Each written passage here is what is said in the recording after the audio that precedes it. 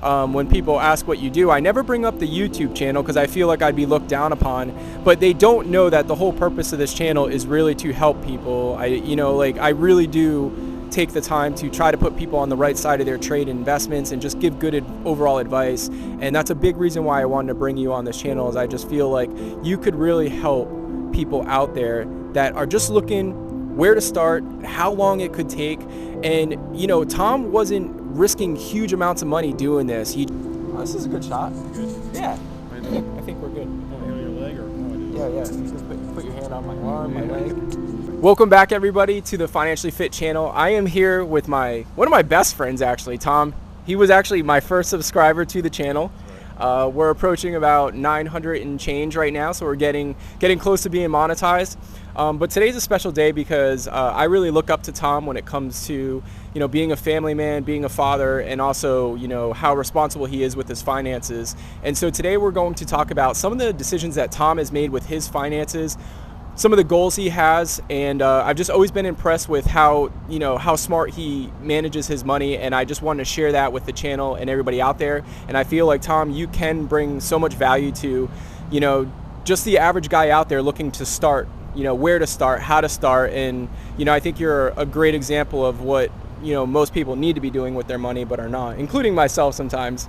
So I'm gonna ask Tom some questions, and Tom's got a beautiful wife, Amanda, 3 kids, and you actually started a fishing channel with your son. Tell them a little bit about that.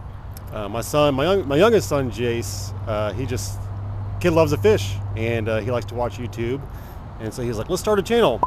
So I figure, well, it's a good time to spend more time with him, and so I started filming him. We put it on there. He loves watching himself. It's called Catching Big. You may have seen some of those comments that I do from that channel every once in a while on Colton's, and it's just a good time for us to hang out and spend some quality time together.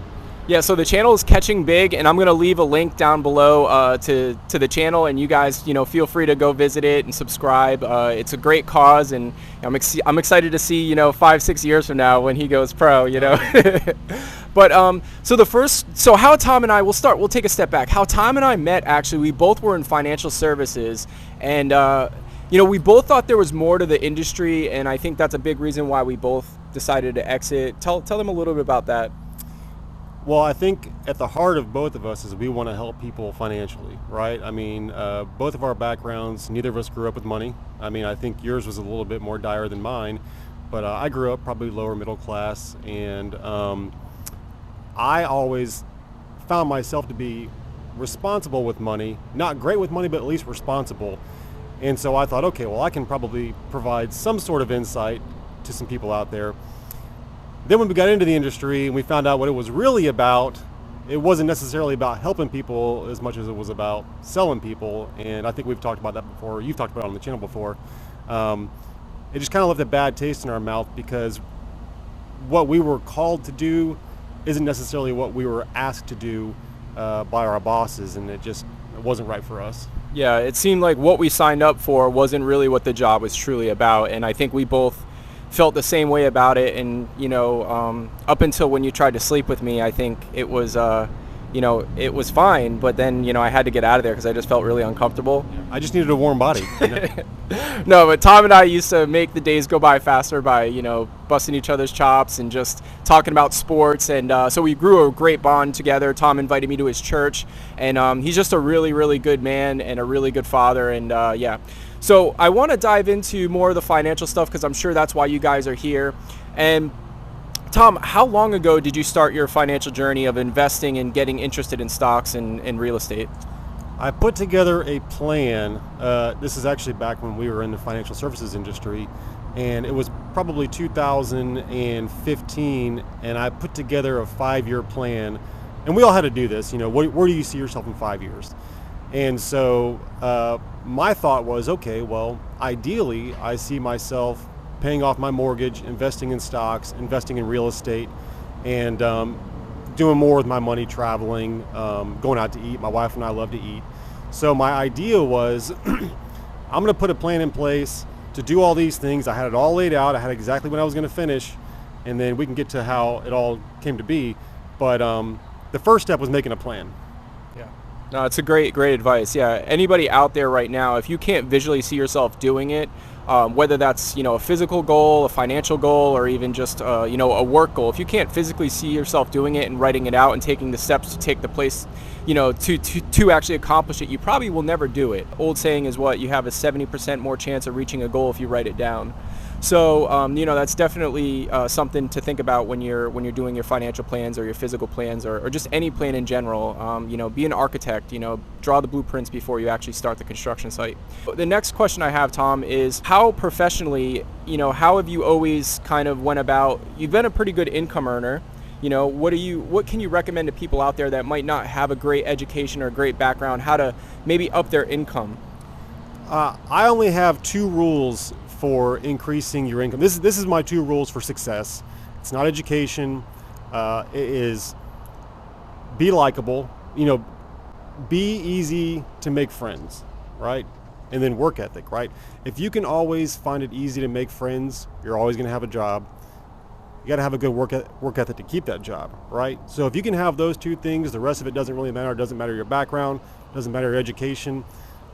I like to believe that the world is kind of on a bell curve, right? You have the very end of the curve, which is your rocket scientists and your brain surgeons, and we don't deal with those, No. right?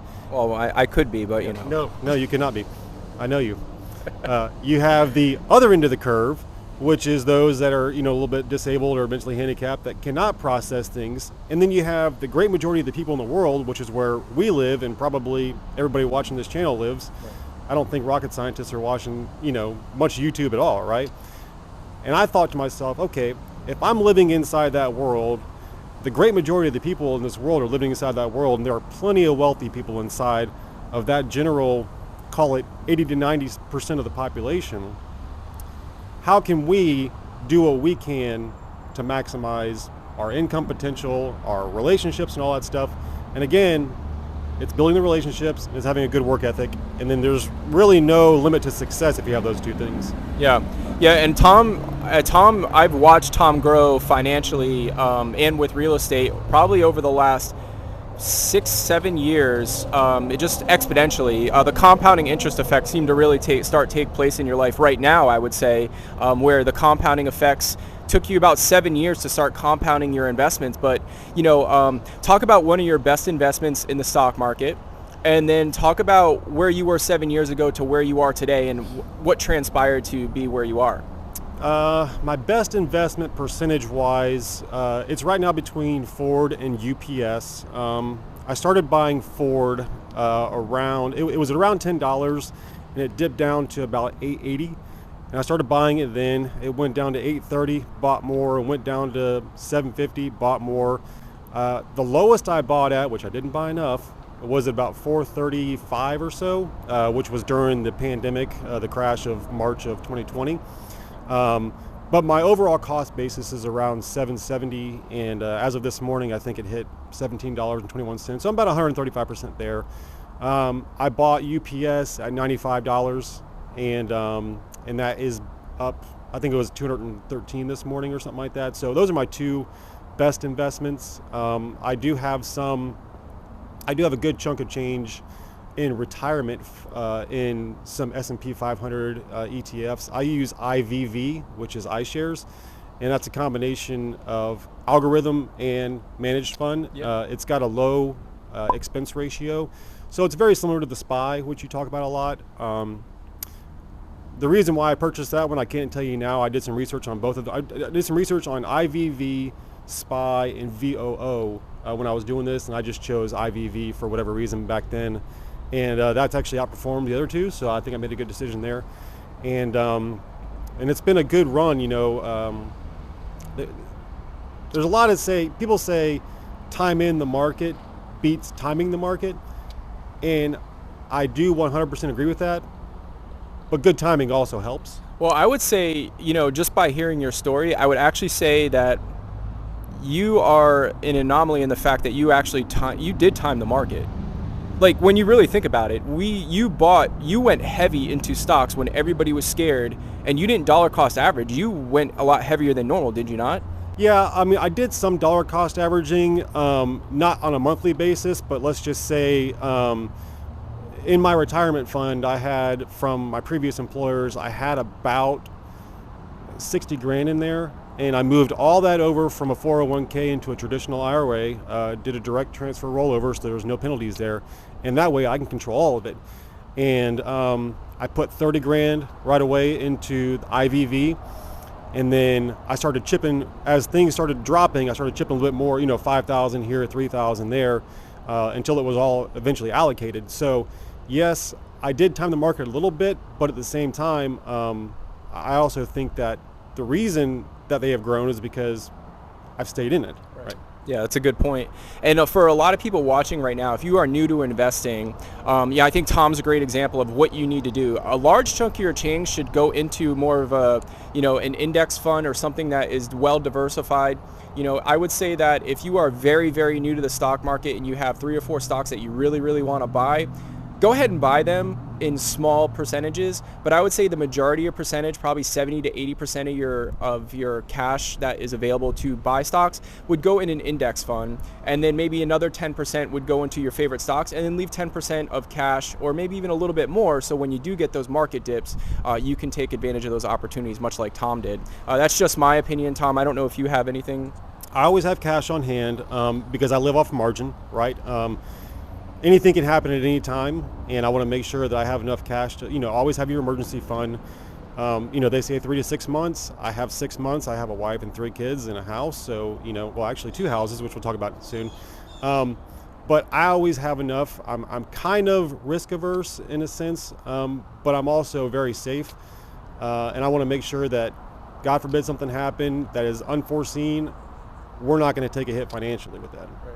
No, and Tom has done a great job of being just so financially secure, and he's probably on the verge, if he really wanted to push really hard, could retire much sooner than later. He's definitely on the FIRE strategy, from my opinion. And one more thing I want to talk about before we get off the stocks. What do you look for? What are you looking at when everybody is selling or people are down on a stock?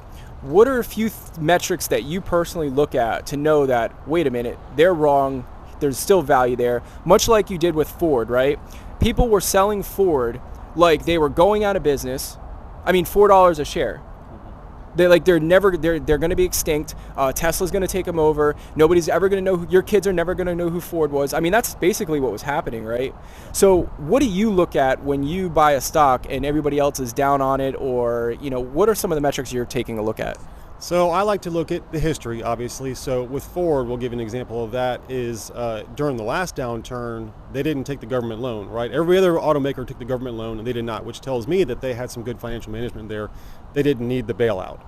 The stock was beaten down, it was low PE. They still generated a ton of cash. Even though nobody liked the stock at the time, they were still selling a ton of F-150s. At that point, they were still selling cars. They've kind of gotten away from that now. But they were still selling a ton of F-150s, which is the best-selling truck on the road, and SUVs. And there were talks of them getting into the electric market. Now, shortly after that, when I started buying them, they put a ton of money into electrification.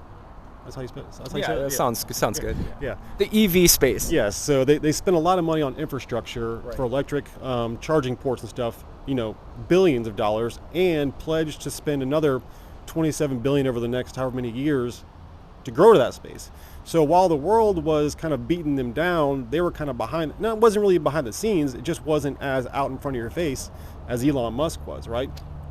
Tesla's done a great job of leading the market, and I think Ford is kind of just, riding on their tails, but they've done it slowly and gradually, and that's kind of like my personal, process, is like to do things slow. I'm not a, shoot for the moon type guy. Let's just build slowly and get there. Yeah, it's a great philosophy, and I agree 100%. Ford is such a recognized name that to think that they're just going to be extinct, is just kind of crazy to think. I mean, it absolutely could happen, and that's the risk you're taking when you are buying stocks. So, don't be fooled by that. So you look, and I'm just kind of throwing you a late alley-oop here, but you look at free cash flow as kind of the metric, I think, that makes a stock, right? I love cash. I mean, like, Berkshire Hathaway does a great job of not paying a dividend because they allocate all that money back into their fund, and it grows tremendously. Not everybody can do that, right? So if a company can generate cash, that's a good sign to me. It means they're always going to have customers, right? Which means that essentially it's always going to be there. Now, like you said, there's a risk in everything, and I agree there's a risk in everything. We'll talk about charts because you like to talk about charts. I looked at the historical forward chart, and the typical low was right around $10. I started buying at $8.80. I'm like, this is a $10 stock no matter what. Granted, we did have a quick dip, but I'm thinking this is a $10 stock no matter what. If I can get it for under $10, I'm going to keep buying it, and so far it's paid off. Yeah, and you don't have to get so technical. You basically just have to have an idea. It sounds like, you look at a bigger picture, longer term duration. When we look at technicals, or when I personally look at technicals, I'm looking for a quick breakout or a quick a quick move in a stock. But long term, you want to look at fundamentals, because in the end, the fundamentals will push the stock up, right? Because when you buy a stock, people forget, because you're watching a screen go up and down and you're watching drastic moves in the market. When you're buying a stock, you're actually buying the future cash flow or the cash flow of the company currently. That's the whole reason why we buy it, right? We want to own that company because they are going to have or make money. So when you simplify it like that, it's just a no-brainer, it seems like. But we like to complicate things, and I think the market likes to complicate things, but you don't have to complicate things. And the reason why they do complicate things is so you feel like you need them, and that's where I think the fees come in, having an advisor, and all those unnecessary things that you probably don't need if you're willing to do just a little bit of research and understanding. But really quick, Tom and I really get along because we were both athletes. I was, an ex-boxer and football player. I boxed in the military. But Tom was actually, you were drafted by the Brewers. What did you learn being an athlete and kind of going through that regiment? And how do you apply that to maybe your financial freedom and how you set up your life? Do you apply any of that? Baseball has taught me many lessons in life, more than we can discuss on this podcast or on this channel right now. But for what I'm thinking is, you got to put in the work every day, right? I mean, you didn't become a great boxer because somebody gave you one boxing lesson, right? I didn't become a great hitter because I went to the batting cage. I mean, I was, not only was I practicing every day, I was mentally thinking about it every day, and just a pretty funny story. I like to joke that I was first team all set the bench in high school because I was terrible. I was a terrible high school player. And by God's grace, somehow I got a tryout to play college ball to try to walk on. And I made the team. I have no idea how I made the team. I hardly even played, and the coach was like, "Great job today." And I'm like, "Thanks." And he had no idea who I was, And the rest is history. I ended up becoming I would think I was all conference my freshman year. I was all state my sophomore year. I was all American my junior year, and I got drafted, right? It was the little bit of, like, I learned some things. I didn't get bigger. I should have taken steroids. I did not, because I was during the steroid era. I didn't get bigger. I didn't get faster, anything like that. But I trusted the process of what I was learning as an 18-year-old. And every day, something just a little bit every day, 1% every day, 0.5% every day, and it adds up. And that's a good lesson that I've taken into my life is I'm not going to see the results every day, but the aggregate at the end should usually turn out pretty well if you put in the work. Yeah. So once again, it's just compounding interest, compounding interest of your physical, mental being in a sport, or compounding your interest, whether that's through financial investing with good financial decisions. So give a quick overview, kind of where you are today, if you don't mind. You don't have to maybe go into numbers, but talk about where you are, like with your retirement, how far away you think you are from retiring. What is you're starting to build a real estate portfolio, and let the viewers know kind of, I don't want to give it away, but what you've done with your finances, and one of the things you're probably most proud of that Dave Ramsey talks about, maybe a lot. I bought a whole bunch of cash value life insurance. We know that's not true. But he does own some, so because there is a need for it. I think as a family man, makes sense. Talk a little bit about your position right now. So I have the thing I think that I do right. My wife and I all say this is we have many different accounts, right? We have a cash account, we have investment accounts, we have retirement accounts, we have real estate. We purchased a house, and this was just, and when I say timing the market in general is a good thing, timing the market can also be a great thing. And we bought a house in 2010. It wasn't the lowest it ever went. We saw our property values go down for a couple of years, but as everybody knows, in the past, we're in 2021 now. It's skyrocketing. In Florida, certainly, probably throughout the nation. And we were able to pay off our house. So, like I said, I have a 5-year plan. We paid off our house in about 3.5 years after that. So we were a year and a half ahead of what we planned to be, just by being diligent, by throwing all the extra money we had into the mortgage. And the reason we did that, we wanted options, right? My wife and I were both working at the time. She has since stayed home and she's homeschooling the kids, but we wanted to say, okay, if we pay off this house, we'll have this much money to invest if we want to. We can send you home and you can homeschool the kids if you want to. We can travel a lot more. We just wanted the options, right? So what we're doing is we're giving ourselves options to do the things that we want to do. What does that led us to? Right now we're in the process of purchasing our second home, which our first home will cover the mortgage and some, because not only are mortgage prices or home prices through the roof, but so are rent prices through the roof. So we're now going to have a home that cash flows our new home. We will then also pay that off early, because I would rather pay myself than pay the bank. We'll give ourselves probably a $90,000 raise towards the end of a loan period.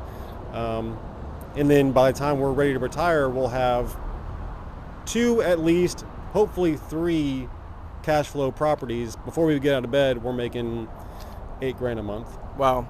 No, and I mean, not to cut you off, but so you basically, when we think about the time horizon, it was basically, you've just call it 7 years, right? About 7 years, you just put your nose to the grind, you invested, you bought real estate, you paid off your mortgage. Fast forward to today, where we're approaching that end of that 7-8 year window there, and you are basically going to have 2 properties, have no mortgage, and have built up retirement plans for both you and your wife, and possibly cash flowing, call it after all expenses, $6,000 to $7,000 a month with the properties, and then also you have your investments still growing. Is that correct? That's correct. And then I'm still working, so I also have an income. But yeah, I mean, I think the ultimate goal for everybody is financial freedom, right? I'm not special by any means. Like I said, I'm within that bell curve of everybody else. The only difference is... He's special to me, but go ahead. The education system called me special. Yeah. But the only thing I did was I'm very patient, and I'm very determined. So it's like, I'm not gonna make 7 figures a year ever. I know that, right? Unless you and I, blow this channel up or something like that. Right. But I'm not going to make a ton of money. So I know I have to do what I can do with the money that I make. And I don't spend on frivolous things. My wife and I are both very frugal. We still take vacations. We do things that are important for us to grow as a family and build the relationships. Just got back from your home state. Yeah. But for the most part, we're not buying Starbucks every day. We're not going out to eat ever, So not to cut you off, but one thing I really admired Tom about was, and you I think you are going to take credit for this. I was, when I first moved to Florida, I was 30 years old, 31, and I was still kind of like into name brands. I want to wear Michael Kors, and I want to wear more, not super expensive stuff by any means, but more the name brand stuff. And Tom sat down and talked to me, and you always dress nice. And he was kind of ragging on me for spending, a few $100s on suits and $50, $60 a shirt. And I thought I was getting a good deal, because most people are spending $90, $100 on a shirt. Tell people how you kind of saved. I am a brand name snob. I do typically only wear brand name clothes. I think these are Abercrombie jeans or whatever, probably a similar shirt. I'm not really sure. Never pay full price for them. Matter of fact, I get probably 80% of my wardrobe from Goodwill, which is crazy, because you always dress nice, so, and he would come in, I would never see anything wrong with your shirts, no discolor, like, and I would just be like, really? So I actually started, looking at Goodwill sometimes when I needed a sports jacket for a dinner, and I spent like, $15 or $20 on a Goodwill jacket where I probably would have spent $199, going to Men's Warehouse and finding a deal, which is crazy to think about. The best thing that I ever got is, even when we travel, my wife and I like to shop at Goodwill. We went to New York one year, and I'm like, hey, there's Goodwill. We stayed in the Upper East Side, up near Central Park, and there was a Goodwill there, and we're like, we're going there. And I found a Hugo Boss suit, pristine condition, $30. That's just crazy. That would probably retail for $600-$700. Yeah. And it was like, I still wear it to this day. High quality. Like I said, I like to buy name brands because they're usually better quality, so they'll last longer. I just don't want to pay full price for them. That's so admirable. A lot of us get caught in the keeping up with the Joneses, and I bring that up a lot in this channel. And as much as I talk about, not doing it, I catch myself doing it. Just was diligent on, not spending money at Starbucks. Going to Goodwill instead of the big places to find clothes, and was just very aggressive on saving money and putting it away, and had a plan first and foremost. Because if you don't have a plan, you have nothing. I don't know. A problem. Remember? I forgot that. Yeah. So if you don't have a plan, you have a problem, right? And I just wanted to put a quick, thing out there for you guys. Hopefully you enjoyed this. Let me know what you guys thought of this interview. I'll definitely do more of them. But Tom's success story, I think, going from the major leagues and, not making it, because that's a lot of the stories you don't hear is the people not making it in the major leagues. And there's so many people that are not making it in the major leagues, and they didn't learn financial literacy. And the guys that do make it in the leagues blow their money. And here's a guy who is just like anybody else that's watching out there. It's just got a good job, works really hard, saves, has a plan, and is going to be financially free. And man, I'm really proud of you, and thank you so much for coming on the show. And guys, if you have any questions or if you like this, definitely leave a comment down below. Subscribe to the channel. You know what to do. But I can't thank you enough for coming on here. It means a lot, and I just really hope that we were able to maybe get a message across to somebody watching. And I'll leave Tom with the final words if you have anything you want to say. Yeah, this is just the tip of the iceberg. This is my plan. It's what worked for me. You as a single man, you probably have a different idea of what you want to do financially, right? I'm married, I got 3 kids, so I have other things to think about. So find a plan that works for you. You can afford to be more aggressive, I feel like, whereas how I could be more aggressive, I choose not to. And that goes to, like I said, I buy clothes that are name brands. I just don't pay full price. Well, that's the same thing I do with my stocks. Is I buy the name brand stocks. I just buy them when they're on discount. It's a great way to look at it. Well, as always, guys, thank you for tuning in, and we will see you next time, investors. Peace.